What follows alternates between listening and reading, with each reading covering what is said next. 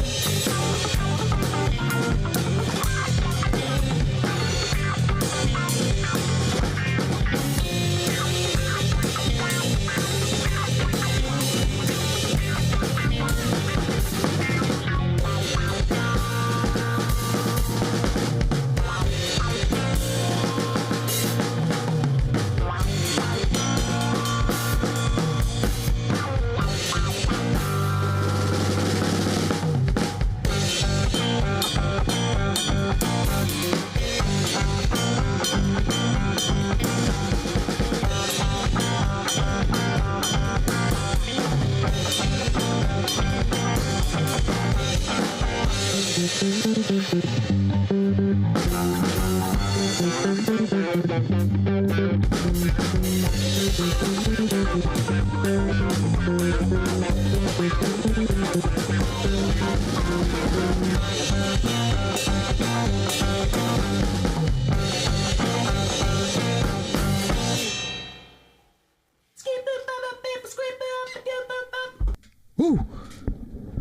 Rumble, young man, rumble. That was some good shit. That was Tesheva from their debut EP, I believe, the Tesheva EP. The song was called Gee Zeus. Very funky. That was telling Will that bass playing kind of reminds me of a young Larry Graham, maybe a little bit of Sly influence in there. Mm-hmm. They're from Starkville, Mississippi. Yes, they are. You can be funky no matter where you're from, ladies and gentlemen. Let's just remember that. That's deep in the South now. Dope artwork. Absolutely. Come to Athens. Yeah, please, Tesheva. Come back to Athens. Come back and see us. I saw them at the Psy in July festival, Universal Psy.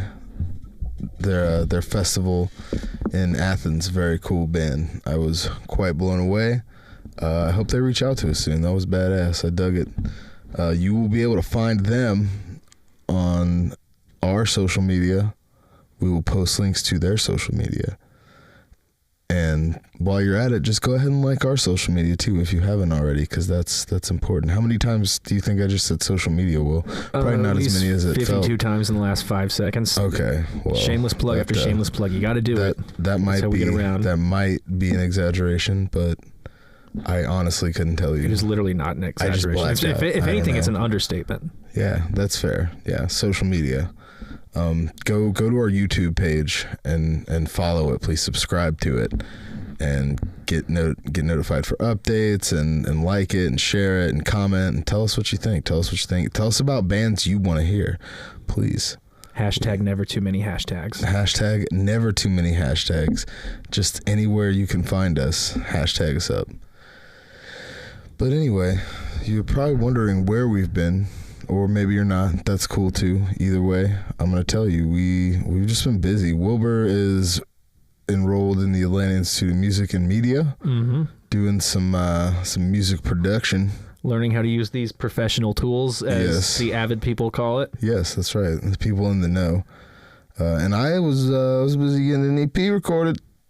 Getting it released. It's out there. Shameless plug time. Moon Chief, y'all come holler. We're probably gonna bring you guys an episode. Let's hold the phone here. What's up? When are we gonna play some Moon Chief on? We're going to. Don't worry, you guys are gonna hear. Actually, I think it'd be best if let's dedicate a whole episode. We're going to the ultimate shameless plug, as shameless pluggy as I can be. That's gonna end up being my catchphrase before too long. Shameless plug. I feel like I can't pick my own catchphrase though. Or can you? Maybe that's yours. I don't know. Is there a catchphrase office that you have to run a form through? I think you have to get it copyrighted and it's a goddamn mess. But in any case, we're Tritone Radio. Come holler at us. You know, if you're enjoying what you're hearing, which by all accounts you should be, but maybe you're not. Either way, don't care. Just holler at us. So I guess another song here, right, Will? Yeah, what you got? All right. So this is a single from a band from Athens, Georgia called Calico Vision. This song is called Cherub Mountain. Vilba?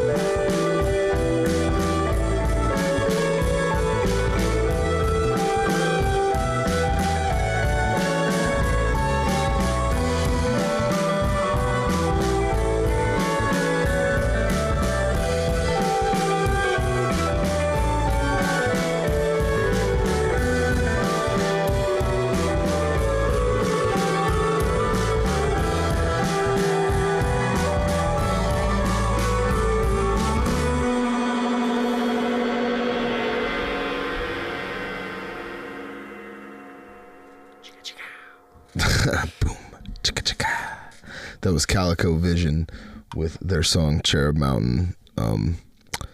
Really cool. I really dig. I'd say the obvious comparison is it's got kind of a Beatles-esque vibe going on. They definitely do. I would say there's a little bit of Tame Impala in there.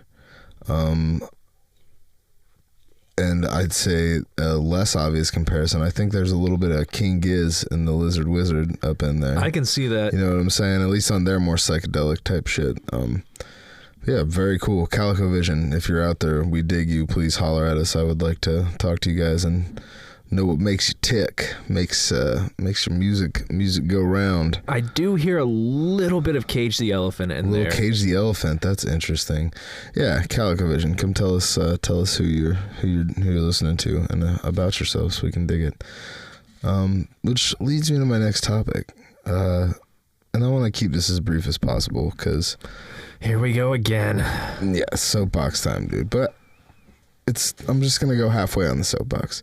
I was listening to some various radio programs the other day, and this happened a while ago, but somebody was talking about how Adam Levine, lead singer of Maroon 5, if you don't know Maroon 5, get the fuck out from under your rock, they're really famous pop band, was basically saying that the reason he doesn't play rock music anymore is there's nothing interesting happening in rock music, and that all the really interesting things are happening in hip hop and R&B. Now, again, this is from a couple months ago. This might have already kind of passed you by, and you might be like, why is he talking about this? Well, because I just heard about it, and I wanted to talk about it, and it just kind of grabbed me. And I would like to start by just saying in a way, to an extent, I think Adam Levine is right. I don't think there's a ton of interesting things happening in rock music, at least not on the surface. I definitely think with anything, if you dig in a little bit, scratch the surface, you'll find something interesting. We were just talking about King Gizzard and the Lizard Wizard. I think that's one of the most interesting bands out there at the moment. White Denim is a great example as well. These are all bands who are doing interesting things in rock music. Now, on that same note, in the mainstream, he's right. There's a lot more interesting things happening, I think, in hip hop and R&B music. I think you can, just two examples off the top of my head, Childish Gambino doing something really different, really interesting, blurring the lines between hip hop and R&B, doing both really. And I mean, Kendrick Lamar, who has just basically been putting out jazz albums his last like 2 albums, with these full arrangements, these full bands, and so I think there is a lot of interesting things going on in the mainstream with hip hop and R&B as opposed to rock music. I've noticed in the last 5-6 years, especially ever since we've met, like, you not just in the R&B, but it's like there's been this whole like jazz fusion revival with it as well. Like Kendrick gave way to Thundercat, who played on Defender Butterfly, and then we've also got Snarky Puppy, which is just like fusion gods. Yeah, I mean, and that's jazz, and I think that's a whole nother sect of it. But I hear what you're saying. They incorporate a lot of those things and those ideals, and yeah, but I certainly wouldn't call them a rock band. So I would say that there's a lot of interesting things happening in, like I said, in like jam music, which I guess is kind of a subsidiary of rock, but also in jazz. There's a ton of, Hiatus Coyote, ton of interesting things happening with that band in jazz in general. Snarky Puppy, like you just said. But I digress. Here nor there, I heard Corey Taylor of Slipknot fame kind of fire back at him and just say some kind of disparaging things about Adam Levine, who I'm not trying to defend here. I don't give a shit what anybody thinks or says about that guy. I don't care about him at all. I think you're lying to yourself if you don't like that first Maroon 5 album. They first dropped. That's a good album, dude. That's a good album. Let's all embrace our inner top 40 selves and remember that This Love is a fantastic pop song. but through kind of a R&B rocky type filter. They were good. They, in any event, hearing Corey Taylor kind of just trash Adam Levine. I don't remember exactly what he said. It wasn't super great. I want to point out the irony in that. Yes, that's what I was about to bring up. Who the fuck? What grand contribution has Corey Taylor made that puts him above Adam Levine to me? The answer is nothing. I will say this. He did something real different. It was definitely kind of out there. Slipknot was kind of interesting when they first hit the scene, but then it was. I mean, it all tapered off. But yeah. And it was, I think it's awesome if you are a 13-year-old kid in 2005 shopping at Hot Topic. I think that's a great band to be jamming to. We've all had those guilty middle school moments, like 3 a.m, you're playing Guitar Hero 3. And before I forget comes on, and you're just like, this is the heaviest shit ever. Yeah. When I was a kid, I liked fucking Slayer, but that's just me. I don't want to sound like a badass or anything, but I liked Slayer and like Pantera, but whatever.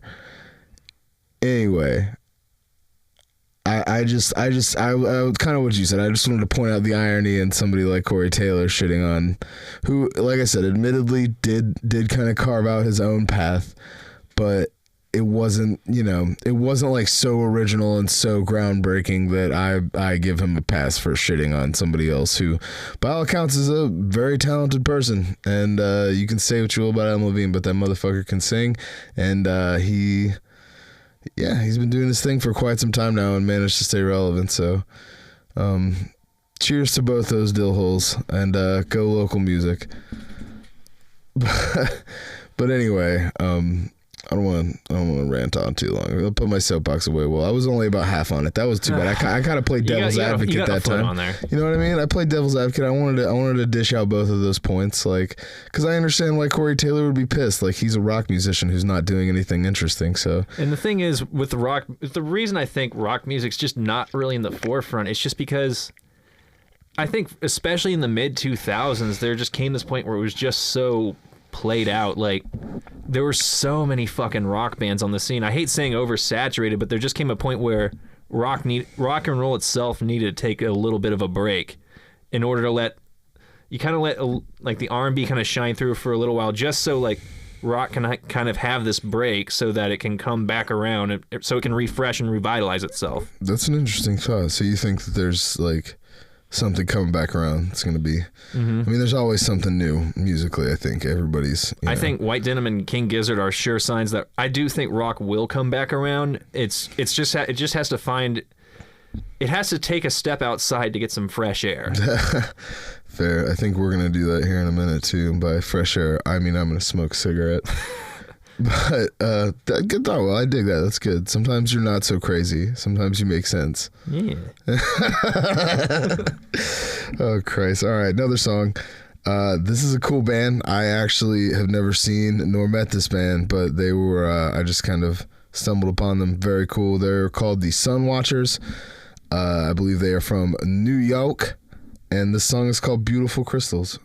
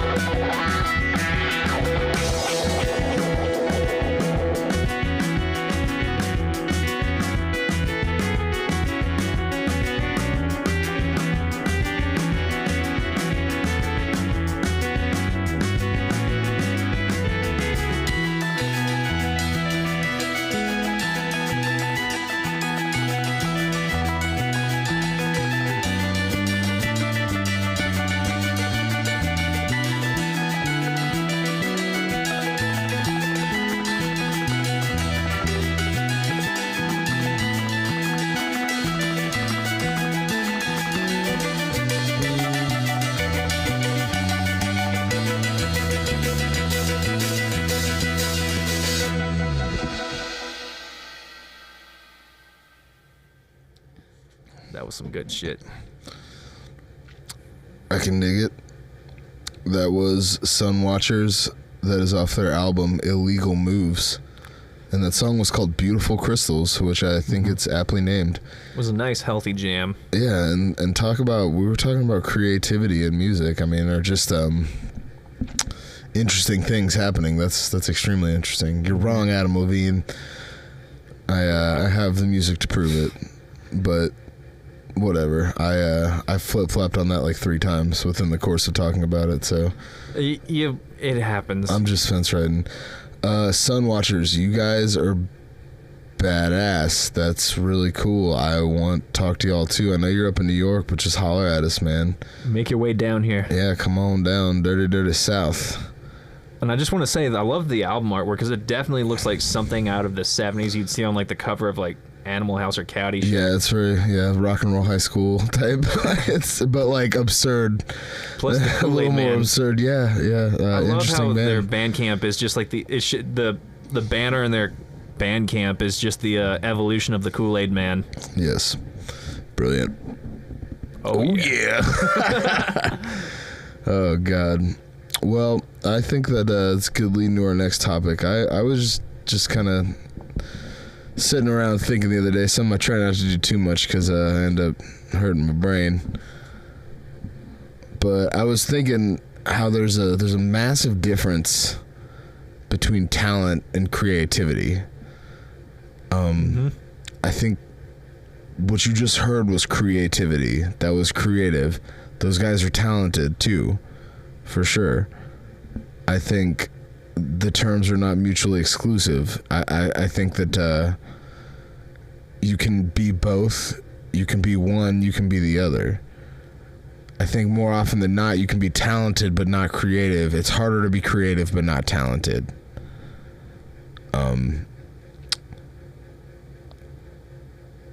I think that talent can also take you a very long way. Talent, and let's just define these for a second. Talent is the ability to work hard at something and get good at it.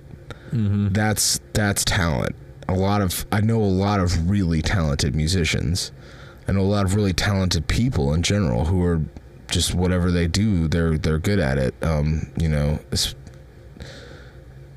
But I also think that sometimes that if you're so focused on the talent, you give up part of your creativity. And that's not not necessarily always the case, but you think about the biggest difference in say Bob Dylan. Bob Dylan's a very creative person. Mm-hmm. Okay, Bob Dylan, for example. Creative. Is he talented? I mean, yeah, but he wasn't the greatest musician. That wasn't his bag necessarily. He was a poet. He was a writer. Mm-hmm. That's what made him kind of tick. And I had heard somewhere that there was like a conversation between. I think I actually heard this from another podcast. There was a conversation between Bob Dylan and George Harrison. And Bob Dylan like had asked George Harrison like, how do you come up with all those chords? And then George Harrison fired back, how do you come up with all those words? Yeah, and I was actually listening to somebody the other day say something kind of similar to the effect that a lot of times you're either a poet or you're a musician. I mean, it's hard to be, or you're a composer, I should say. It's hard to be both. There's definitely a handful of people. I think Freddie Mercury maybe kind of falls in that category. He could play piano. Dude, yeah, the guy was a brilliant composer and also a brilliant lyricist. But then, like, let's look at a guy like Jim Morrison. He's a poet. There's nothing overly musical about Jim other than his fantastic voice with those wild lyrics, and so I guess I just wanted to point out the difference between the two, and that again I also don't think they're mutually exclusive terms, but it's hard to be both. It's hard to be both a composer and a writer. And I think it's oftentimes it's hard to be like really, really talented. And when I say talented, I mean skilled. Like I'd say everybody definitely, you know, obviously to be creative, you have to have a degree of talent, like I said. But let's take Bob Dylan and compare him to Yngwie Malmsteen. Yngwie Malmsteen's probably one of the most talented people in the world with what he does. That's a guitar player for those of you who don't know, but fuck that guy's music. I would rather listen to so many other terrible things before I'd put on Yngwie Malmsteen. I'm just not a fan, but super talented guy, probably spent more hours playing the guitar than I ever will.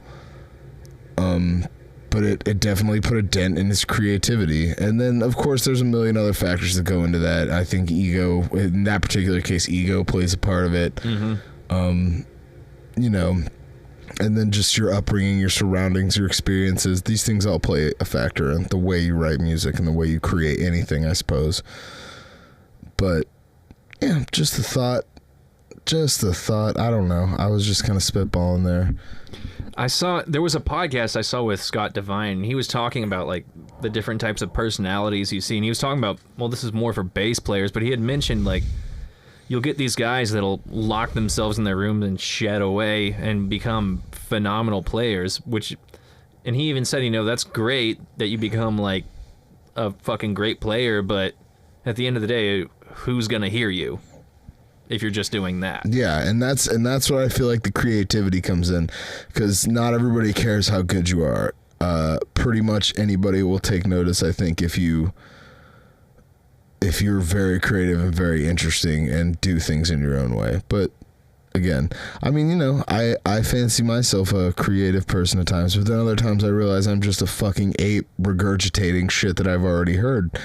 And I don't know, maybe there's a balance. Maybe I am one of those two things, and maybe I'm both. I don't fucking know.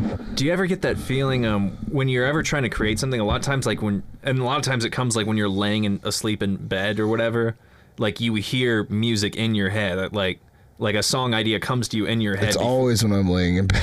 It's like I'll have those moments where I can literally hear a whole song in my head when I'm sleeping at night, and it's always like when you're sleeping, when like it's the most inconvenient time and you're just too fucking tired to get up, and like I don't know, it's those random moments where it's like you're not I'd heard somewhere like a lot of times your most creative stuff, it comes from that subconscious mind in your head, and I hate getting into the whole subconscious realm, but it's that a lot of the good stuff just comes when you're not fighting it, and I think that's what a lot of it is. And then like those times when you try and sit yourself down to force something out, it's like you're fighting your creativity, which creativity comes from your subconscious mind. Yeah, I can agree to that to an extent. One more thing, and then I think we'll play one more song, and then we'll get out of here, because we're going to try to keep this episode a little shorter. What's that? I found this video on YouTube the other day, and I can't remember for the life of me the channel. I'm gonna bring Sideways. It's the name of the fella. Sideways is his, and he just breaks down a lot of different film scores, and he just talks a lot of like about music theory, but also about just the other things that come with music, the mental baggage and different things that, you know, you think about. Basically, this video popped up, and it was how to help with writer's block, how to get over your writer's block. And I don't want to give too much of it away, but a lot of what he said, what it boiled down to was don't be a writer. Which he was like, I'm not joking, don't be a writer, be an editor. Because what is a lot easier to do is to create something, no matter how shitty it is, and edit it and make it something good, because that is easier than like just immediately coming up with something brilliant on the spot. And really interesting, basically the point he was pivoting off of was that he brought up the example of SpongeBob SquarePants, the longest running Nickelodeon cartoon. It's been on for over 10 years. I think it just ended not that long ago. SpongeBob ended? Yes. So calm down, Will. Yes. I did not know I that. know. Easy, bro. It's fine. Everything's going to be okay. But he was like, let's think about this for a second. This is about a show about a bathroom sponge or a kitchen sponge that lives in an underwater community in a pineapple with a squirrel as his best friend from Texas and a retarded starfish as his other best friend. And a snooty ass clarinet player of a neighbor. Yeah, who's a squid. That sounds fucking absurd. If that never existed, you would be like, that sounds stupid and I don't want anything to do with it. But it's one of the biggest cartoons of all time. We all know about it. We all at least know what it is. And his point was simply that at one point, all somebody had on a piece of paper was sponge plus pineapple plus, underwater. And that's all they had. That was their idea. And they were just like, they edited it. They made it something that was better than just their original thought. Right. And it evolved into something really huge. And so that's all. That's the only point. Just, be an editor, not a writer. That's the best. I think that's the best way to go about it. It's interesting you bring that up because there's a lot of times I've realized whenever I'm trying to create, like, there are moments where I can come up with riffs and ideas, but like usually whenever it's that case, I don't really ever. It's like I never really know where to go with it. Mm-hmm. But if someone brings me their riffs, I could structure that into a whole song. Boom, exactly. Yeah, it's and that's kind of a it's a double-edged sword, but it's advice for you. Take that and do it with your own shit. You know what I mean? I will. And something interesting about SpongeBob, I read this on Wikipedia. At SpongeBob's peak in popularity, Nickelodeon said it made up like 40% of their income. That's bananas, dude. To give you an idea of how big SpongeBob was there for Nickelodeon. Go. Yeah, and again, started off on paper as just some probably what seemed to be a really dumb idea. But we all don't want to see, we all just want to see the end result. We don't always want to see the, the editing process and what goes into it. So, well, I think that's a good place to leave them, Will. I think we'll play one more song. And this is a band that Will has been just fucking raving about. Oh. Yeah. And we're, he actually just came in his pants a little bit. I'm going to get Will some tissue. But before I do that, Will, yes, tell me who this band is and why do you like them so much? They're called Travers Brothership. They're from North Carolina. Asheville, right? Asheville, yes. Yeah. And so I saw them at Aisle 5 open for Voodoo Visionary. I had listened to like a YouTube link beforehand. I was like, oh, this is pretty cool. And then so I watched them play and it completely blew me away. I honestly... There came a moment where it almost felt like they were about to steal the show from Voodoo, but I mean, Voodoo laid it the fuck down. And then Voodoo comes in and does what they do, and yeah. Which I got to give props to Voodoo because I was talking to Scotty beforehand, who we need to get back on here. He had mentioned like, man, like we've tried so hard, we've never been able to sell out Aisle 5, and sure enough, that night I find out the next day they sold out Aisle 5. Beautiful, beautiful, good for them. Congrats. Both of these bands, yes, Golf Club. Both those bands deserve a sold-out show. Kick-ass bands. And their bass player, he's got the double thump up slapping thing going on. That Wooten style. Well, that's all well and good, and stoked about it. We're gonna leave you guys with a little Travers Brothership, but before we go, this is Tritone Radio. Please go like and share our shit. We sure could use the support. Please comment. Tell us what you think about all the stuff we were talking about. Talk shit to us. Tell us we're great. Either way, we like it. We just like attention. That's why we're doing this. Leave those hateful comments that are like paragraphs long.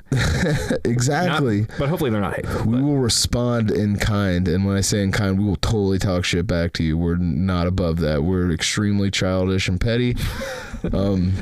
So that's just how we do things at Tritone Radio. But yeah, go like and share. Go subscribe to our YouTube channel. Go like and share everything from these bands you heard tonight because they're kick-ass, especially if you dig it.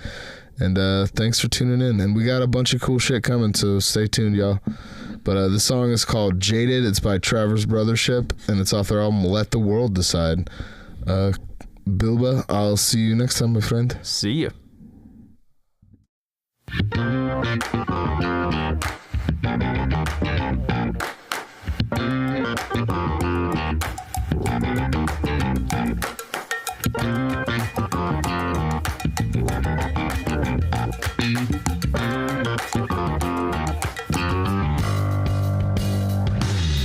It never happened all at once, it seems.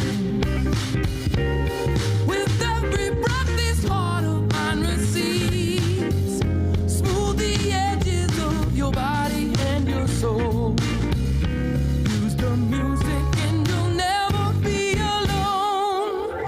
You'll try to fit inside your destiny. With every step more clearly you will see all the strength of Mother Nature's being. Raise yourself and you will see. Let the world resemble that which makes you tremble. Let the world decide what you need. All is unexpected and you'll stand corrected. You'll be the first to believe. Jaded leads to faded, and I secretly hate it sometimes. Love's the best of things, but love's got nothing on goodbye. You'll try to fit inside your day-to-day. Begin to see the words that people say. I myself would recommend that you should try. Just enough to satisfy. Ooh, let the world resemble that which makes you tremble. Let the world decide what you need. All is unexpected and you'll stand corrected. You'll be the first to believe. Jaded leads to faded, and I secretly hate it sometimes. Love's the best of things, but love's got nothing on goodbye.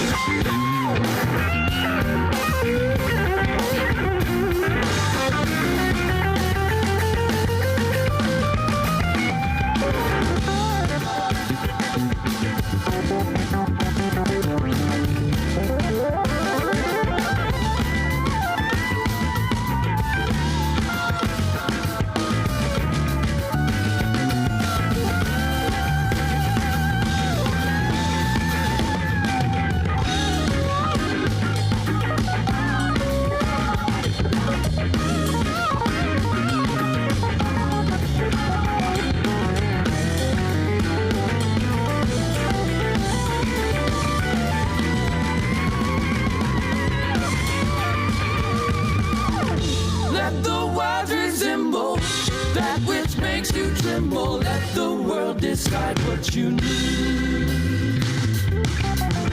All is unexpected, and you'll stand corrected. You'll be the first to believe. Make a plan without your fear, and I'll never conform to it. Yeah. Cross the line of your tears.